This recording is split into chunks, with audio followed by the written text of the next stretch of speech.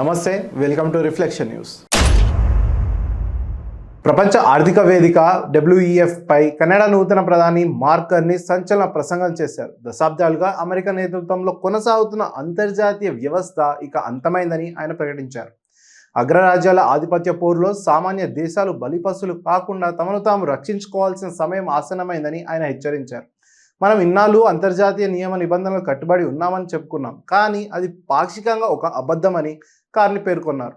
శక్తిమంతులు తమకు నచ్చినప్పుడు నిబంధనల నుంచి మినహాయింపు పొందడం, బలహీనులపై వాటిని రుద్దడం వంటి అసమానతలపై ఆయన నేరుగా విమర్శలు గుప్పించారు.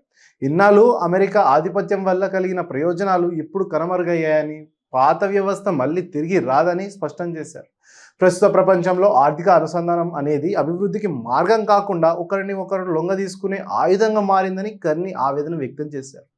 ముఖ్యంగా సుంకాలు, సరఫరా గొలుసులను అడ్డుపెట్టుకొని పెద్ద దేశాలు చిన్న దేశాలను బ్లాక్మెయిల్ చేస్తున్నాయని దుయ్యబట్టారు. అమెరికా అధ్యక్షుడు ట్రంప్ గ్రీన్లాండ్ అంశంలో ఇతర దేశాలపై టారిఫ్ యుద్ధాన్ని ప్రకటించిన నేపథ్యంలో కార్నీ చేసిన ఈ వ్యాఖ్యలు అంతర్జాతీయంగా చర్చనీయాంశమయ్యాయి. మారుతున్న పరిస్థితులకు అనుగుణంగా కెనడా తన వ్యూహాలను మార్చుకుంటుందని కార్నీ వెల్లడించారు. ఇటీవల చైనాతో కుదుర్చుకున్న వాణిజ్య ఒప్పందం, యూరోపియన్ యూనియన్, భారత్ వంటి దేశాలు పెంచుకుంటున్న బంధం ఇందులో భాగమేనని తెలిపారు. మనం చర్చల బల్ల దగ్గర లేకపోతే మనం ఇతరులకు భోజనంగా మారిపోయే ప్రమాదం ఉందని అంటూ మధ్య దేశాలు ఐక్యం కావాలని కోరారు. జై హింద్.